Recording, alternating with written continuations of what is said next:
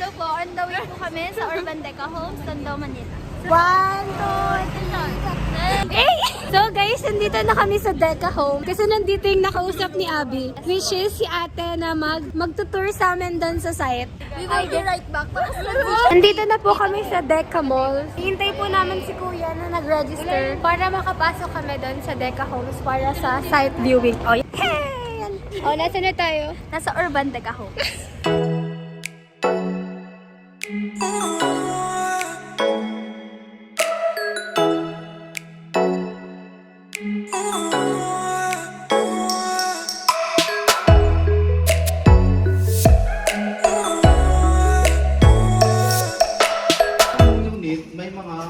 Gaya nito, baka talaga yung mga metro ng tubig. Walang mother jumper dito na kabit-kabit lahat ha.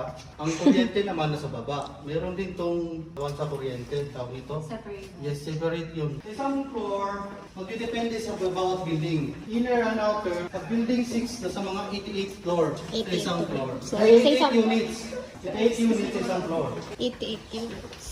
Sa isang building, may natawag kaming bracket. Bracket, okay. Low zone, mid zone, high zone. Pag 2 to 5th floor, low zone area yon. Pag 6 to 9, mid zone area. 10 to 14, high zone area. Anong difference nun sa bayan mo? Mas mahal ang Mataas. mataas kasi sa mababang pa. Kaya this is mid-rise building lang kasi ito. Hindi naman to high-end na condo. Hindi naman dito mapura yung condo. Ang balance lang na unang-una ito yung 45 square meter.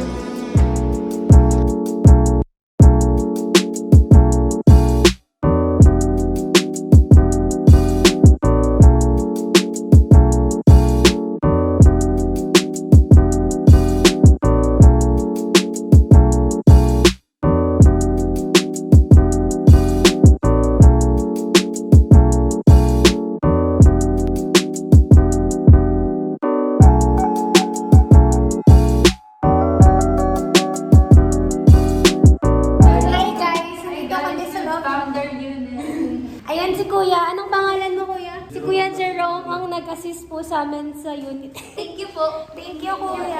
Thank you po, kuya. Mamaya mo tayo pag nasa baba.